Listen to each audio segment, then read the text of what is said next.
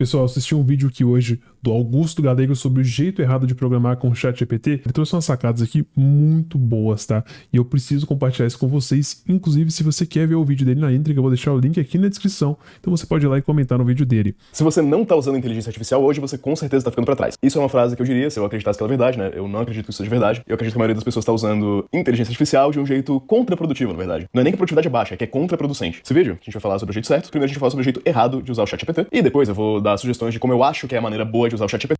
Pessoal, posso primeiro elogiar o português dele? Contraproducente. Que palavra.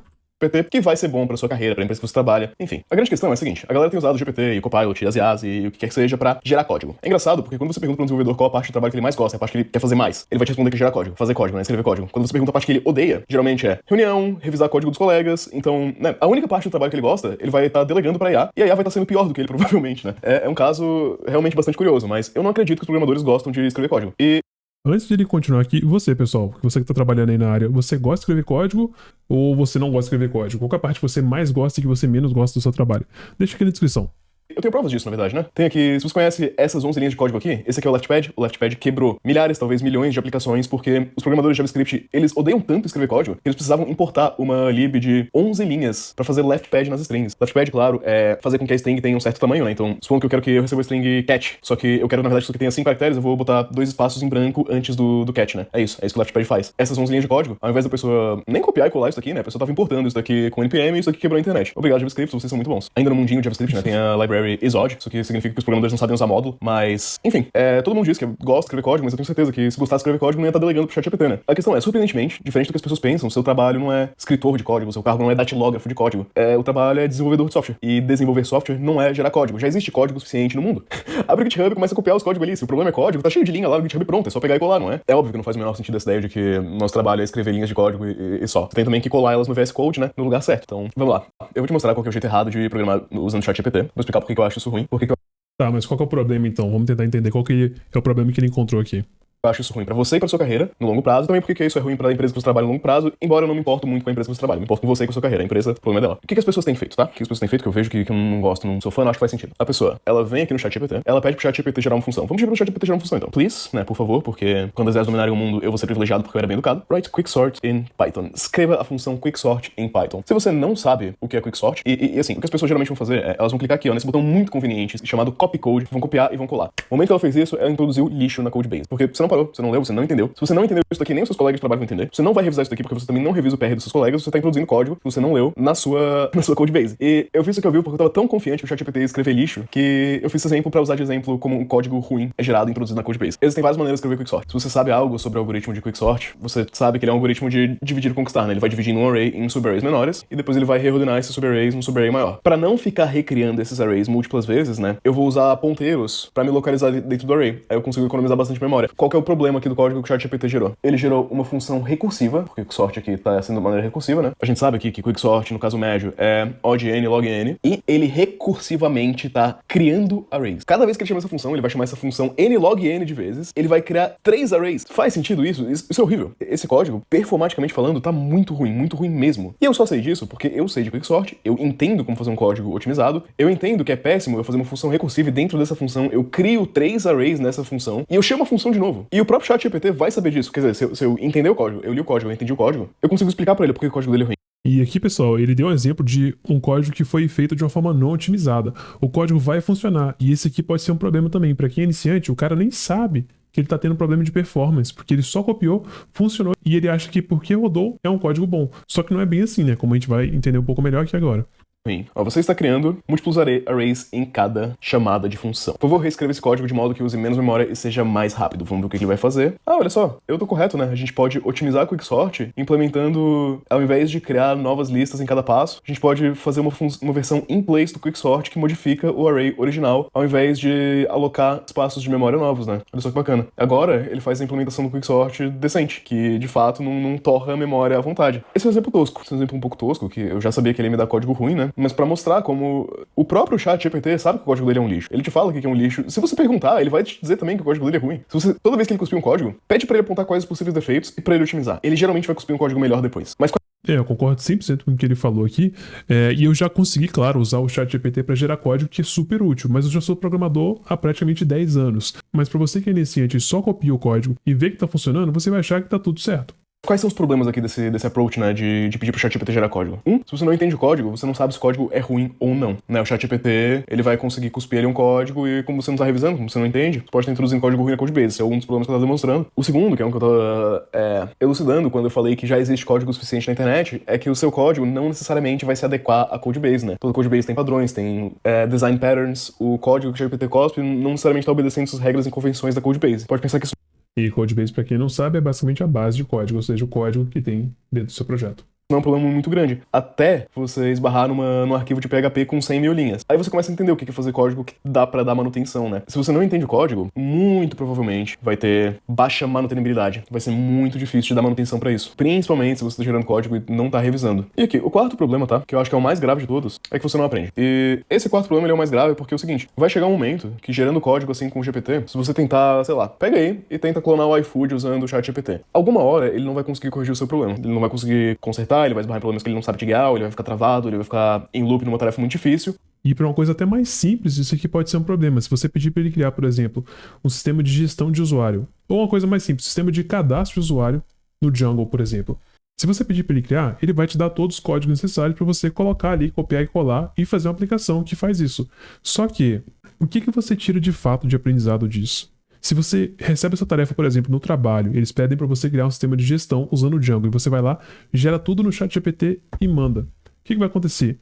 Em algum momento eles vão pedir alguma alteração. Isso se funcionar 100% de primeira, né? Eles vão pedir alguma alteração, eles vão pedir para você, por exemplo, vai lá no usuário e altera a forma como ele é criado, cria algumas restrições, muda a forma que... muda as limitações de caracteres. Se você nunca escreveu um código antes, está só gerando aquele do zero, cara, as chances são que você não aprendeu nada e você copiou um código que você nem entende como funciona. Quando chegar nesse momento, você não vai conseguir mais avançar, porque a IA te trouxe até o ponto em que ela não consegue mais avançar, e como você não entendeu nada do código gerado, você não consegue avançar por conta própria. O grande problema, na minha visão, de ficar usando ChatGPT pra gerar código, é que você não tá aprendendo, você não tá desenvolvendo nada nas suas habilidades, você vai ficar ali sendo um eterno júnior, basicamente. E quando der problema, você não vai conseguir resolver, você tá dependendo da muleta da IA pra gerar código. Como a IA não... né, a gente acabou de demonstrar, pô, ela não sabe fazer código bom, se você pedir pra fazer um serviço escalável, ela não vai conseguir do zero, não tem como. Esse é o problema que você trava e que você não aprende. Sim, vai ser mais rápido eu chamar o GPT pra gerar quicksort pra mim e eu copiar e colar na minha Codebase, da primeira vez, vai ser mais rápido. O código pode ficar pior, mas vai ser mais rápido da primeira vez. Só que se você não sentar e não aprender Quicksort... E Quicksort é só um exemplo, tá? Não sentar e não aprender esse algoritmo, você não aprendeu o algoritmo. Você não aprendeu nada com a task, você copiou, colou, foi pra próxima task, copiou, colou, foi pra próxima task, a Codebase foi deteriorando ao longo do tempo, você não entendeu ali onde encaixar, como fazer esse código ser escalável na Codebase, como encaixar ele no design pattern, como que a Codebase tá evoluindo, como seguir os melhores padrões, quais os conceitos por trás daquilo que você tá fazendo. Você tá só replicando código ruim e deteriorando a Codebase. É isso que tá acontecendo. Mas, pessoal, tem que confessar pra você... Dado o que ele falou aqui, o programador Python colocou aqui, ó, uso para gerar regex. Cara, já fiz demais isso também, tá? Para gerar regex, o bicho bom para fazer isso é o ChatGPT, tá? Existe uma maneira muito mais legal de usar o ChatGPT e que eu acho ela bastante positiva, né? Isso que seria o que eu vejo como sendo o jeito certo de usar o ChatGPT, que seria algo mais ou menos nessa linha. Escreva a função Quicksort em Python, da maneira mais otimizada, e me explique como o Quicksort funciona. Aí, ele vai implementar aqui o Quicksort, tá? Eu pedi da maneira mais otimizada, mas ele fez da implementação ruim mesmo assim. Ele continuou, ele gosta muito dessa implementação mal feita aqui, mas tá.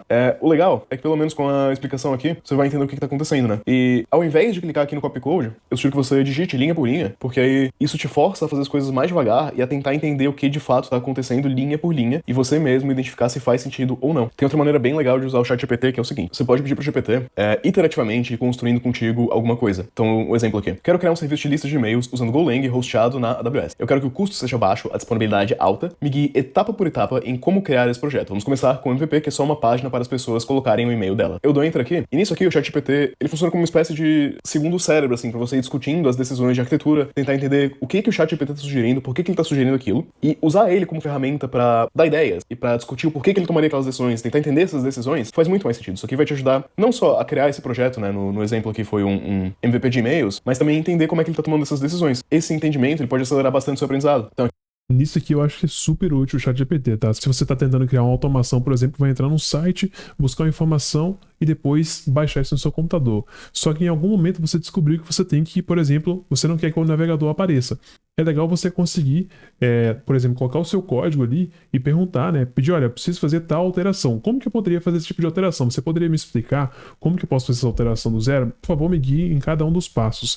E você vai não só copiar um código, mas você vai de fato tirar um aprendizado daquilo, porque você pega a explicação, pega o código, testa e liga isso no seu cérebro. E aí sim você consegue ter um aprendizado muito bom, assim como o exemplo que ele deu aqui, que o Augusto deu. Aqui, ó. A gente citou a AWS, né? Então ele diz aqui, cria uma conta na AWS, configuração de segurança. Nisso aqui, a gente já pode parar e perguntar. Configuração de segurança. Cria um grupo de segurança que permite tráfego HTTP e HTTPS, que será usado na página. Eu poderia vir aqui e falar sobre isso aqui, né? Eu coloquei entre aspas, e fazer várias outras perguntas. Por exemplo, se eu quero que seja seguro, por que não usar só HTTPS ao invés de HTTP? Não seria HTTPS mais seguro? E também, o que é e como funciona um grupo de segurança na AWS. Dessa maneira, eu só surgi aqui com duas perguntas que surgiram na minha cabeça na hora, né? E que ele já vem. Você está absolutamente certo. Usar somente HTTPS ao invés de HTTP é uma escolha mais segura. E aí você vai discutindo ali a criação do projeto e tal, vai usando ele meio como um pair programming pro seu cérebro. E ele dá várias outras ideias aqui. Ele pode ir te guiando, ele pode criar um plano de ação de implementação e você pode, aos poucos, devagar, ir aprendendo coisa por coisa. Que fala, ó, configuração da SDK no Go, né? Aqui explicando como é que se instala as coisas do Go, como é que instala o AWS no Go. Aqui ele fala, no seu código, importe o pacote DynamoDB e configure uma função para salvar e-mail na tabela. E isso aqui é algo que veio do céu, né? Por que DynamoDB? Eu, por acaso, como desenvolvedor, eu entendo a decisão de DynamoDB, eu acho que ela é acertada, mas a gente pode perguntar, por que a escolha de DynamoDB? Quais vantagens ele oferece e quais alternativas poderiam ser melhores? E aí, novamente, aqui ele estava explicando as coisas lá de HTTPS, né, e grupo de segurança, e novamente, aqui ele vai explicar quais vantagens do DynamoDB, né? Escalabilidade automática, sim, alta disponibilidade de aplicação global, sim, custo controlável, sim. DynamoDB é fantástico, tá? Sou fanboy até o fim dos tempos, é incrível. Aquele das limitações do DynamoDB, não tem nenhuma, porque o DynamoDB é excelente, é a melhor escolha de banco de dados sempre. Mentira não é não, mas é uma escolha bem decente, tá? DynamoDB é bem legal, escolha bem completa. Alternativas que ele tá dando aqui, MySQL e Postgres, legalzinho, Amazon S3, não tinha pensado nisso, não faz sentido, né, um S3. Aurora Serverless, Mongo, é isso que eu imaginei de alternativa mesmo. Enfim, ao invés de aceitar que o ChatGPT te cospe de resposta aqui, não faz sentido, ele vai cuspir muita resposta que você não vai entender. Por exemplo, se a gente só seguisse aqui na primeira orientação que a gente deu, a gente já tá fazendo HTTP e HTTPS, não entendeu o porquê, não entendeu o que é uma configuração de segurança, a gente não ia entender o porquê direito da escolha do DynamoDB, né? Beleza, aqui ele citou, devido ao custo acessível e escalabilidade automática, mas a gente não conhece alternativas, a gente não sabe o porquê disso, né? As coisas só iam cair pra gente, a gente ia copiando, colando sem entender nada do que tá acontecendo. Dessa forma, mais iterativa, questionando ali mais o GPT, tentando fazer ele criar aquele roadmap em conjunto com você, é muito mais interessante. Essa eu acho que é a maneira correta de criar o ChatGPT, né?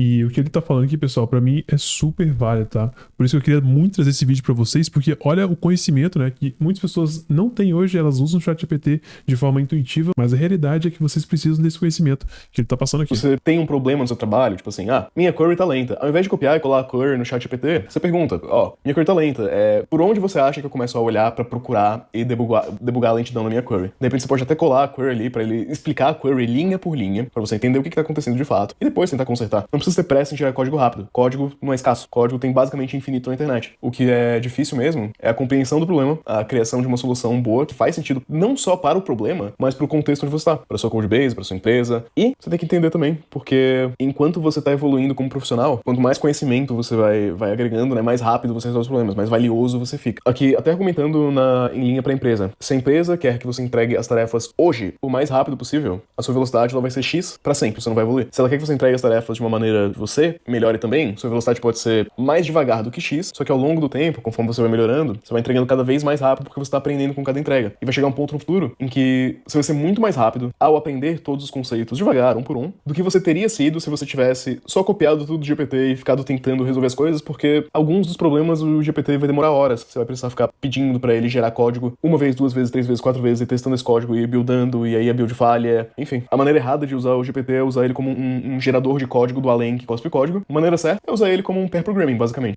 Falou tudo, pessoal. Principalmente a parte de você gerar códigos mais complexos com o ChatGPT, porque as chances são que você vai gerar um código e vai ter que ficar corrigindo ele o tempo todo sem saber de fato o que você aprendeu ali, sem saber de fato como criar aquilo por conta própria. Então, use o ChatGPT do jeito certo e vai lá e deixa um comentário no vídeo do Augusto.